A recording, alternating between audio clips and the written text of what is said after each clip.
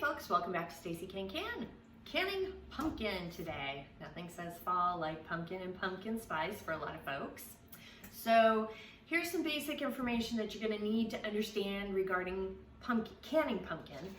I'm going to read this because it was just too much to memorize for me, my whole brain, but it's basically saying you can only can pumpkin in cubes. So home canning is not recommended for mashed or pureed pumpkin or winter squash.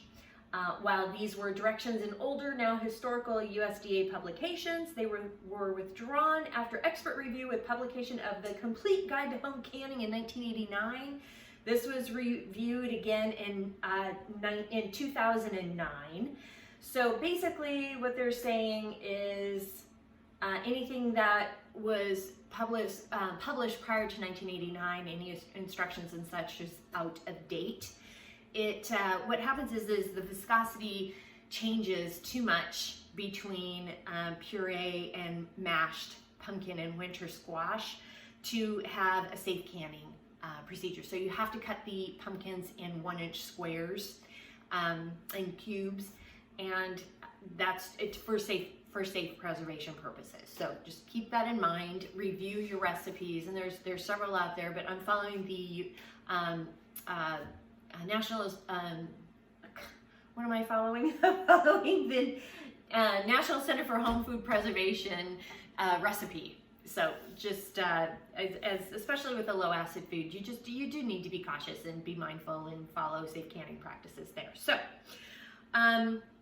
we are using, in order for this recipe, you need around 16 pounds for 7 quarts or about 10 pounds for 9 pints of pumpkin.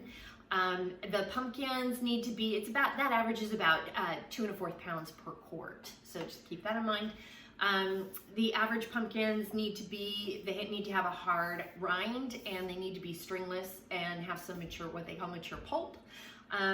You want a smaller size pumpkin, and the types of pumpkins, they make a better variety. If you use bigger pumpkins, those are meant to be hollow that you scoop out and decorate.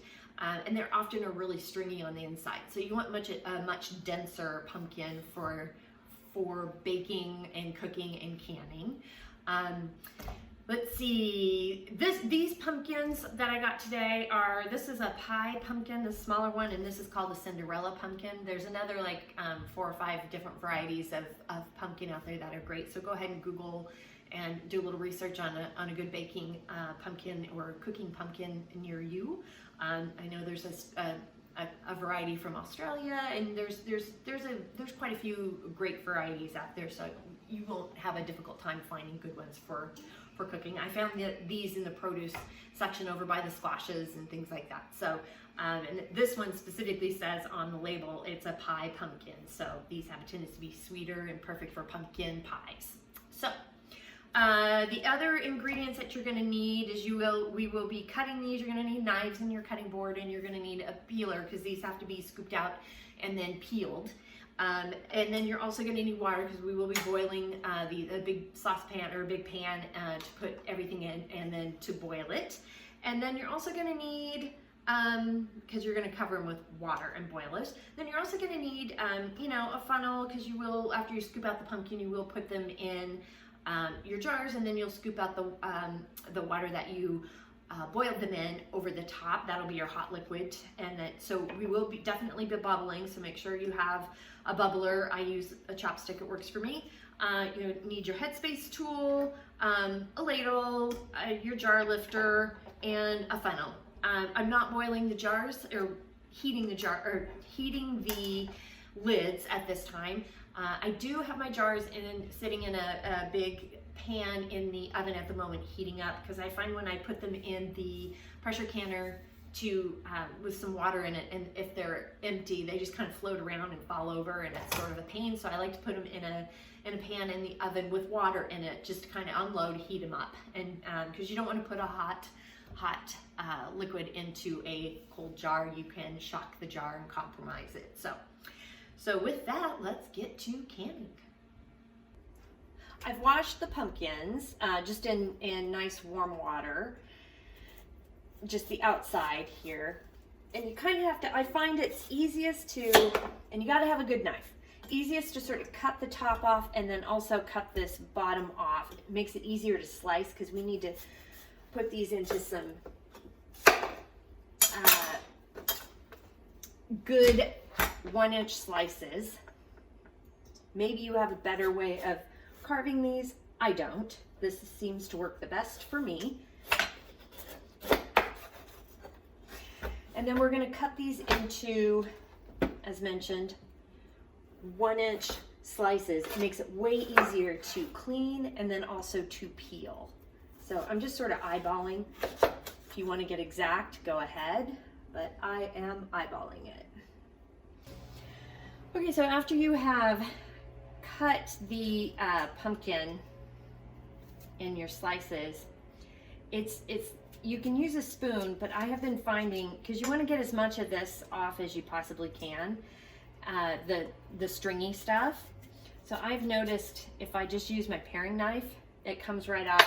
It's a little better than the spoon. The spoon was kind of a pain. After you do that, peel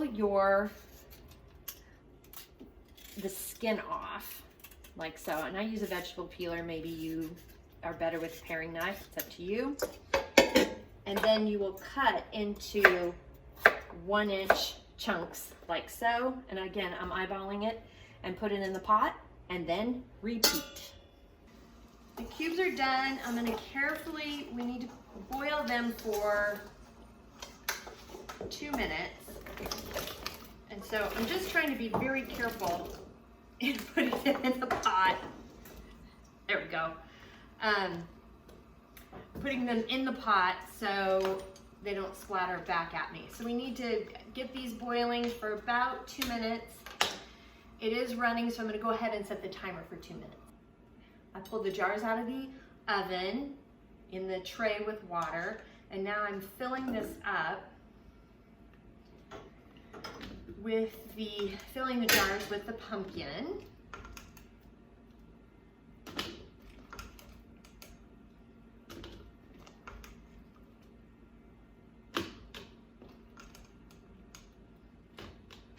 And we're doing it to a 1-inch headspace.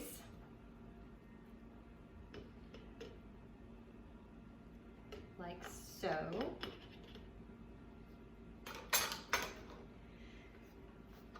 We will use the liquid from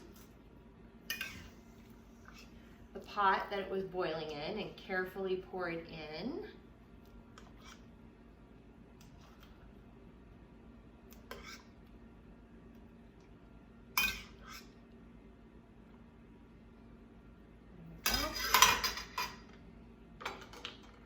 Make sure to bubble. Definitely bubbling here. If you can see, all of these bubbles are popping up. Definitely need to bubble.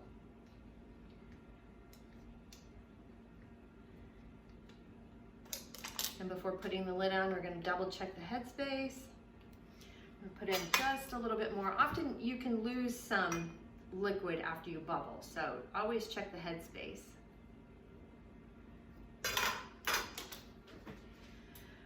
I have a bowl here of warm water with a little bit of vinegar in it just to kind of clean the rim here, because I'm not heating the lids today. Go ahead and put your lid on, ring it, and into the canner it goes, and repeat. Put the jars in the canner, got the lid on and tightened and locked in, and I've got the heat up to high until we can start seeing a stream of steam coming out of the vent pipe.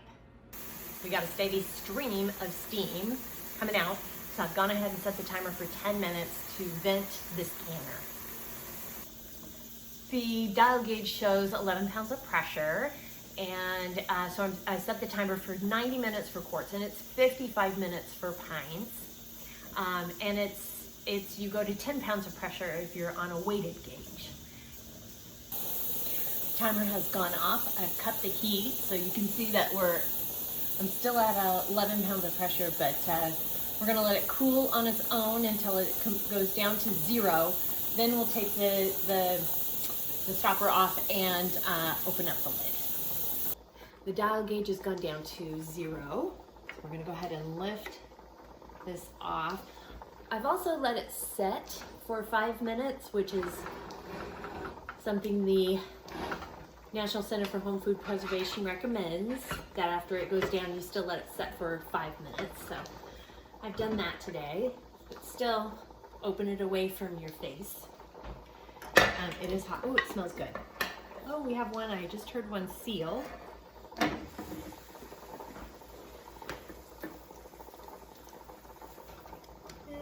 we'll carefully take them out. Oh my goodness, look at that. Delicious pumpkin. Thank you for joining me today. Had a great time working with pumpkin. It smells very good in the house. Not too spicy, just very pumpkin-y, which is kind of a nice clean flavor. Good for the nose, so very fallish. But thanks for joining me. If you have any questions, comments, suggestions, feel free to reach out to me. And you can also like and subscribe my page, and the recipe's down below in the notes section. So you can reach out to me. I'm on Facebook at Stacey Can Can. You can at me on Instagram and TikTok at Stacey Can Can. The website is www.staceycancan.com, and email is info@staceycancan.com.